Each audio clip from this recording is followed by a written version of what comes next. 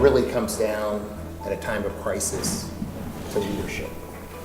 And that leadership both from the board, starting with what is one of our biggest responsibilities is to make sure that we pick a competent, well-rounded CEO who has the ability to perform under a crisis situation.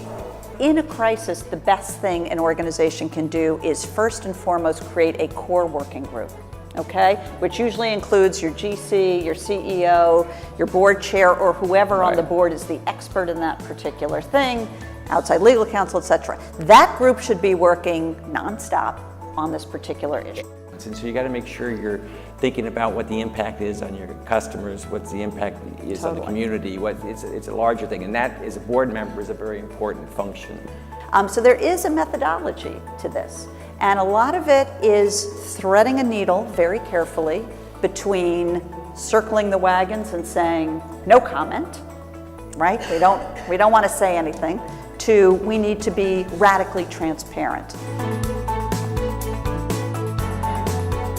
You got to embrace friction. And by that, I mean, it's easy to be a board member when things are going well. But the real issue, the real character, is when things aren't doing well, and what do you do about it? And you've got to stand tall and speak up and do the right thing. Because, as Herman says, you're representing the organization. Somebody in that boardroom needs to be a devil's advocate. You really want to be able to command, control, and contain the situation and the narrative around that situation. Good leaders communicate directly, they communicate timely, and they communicate effectively.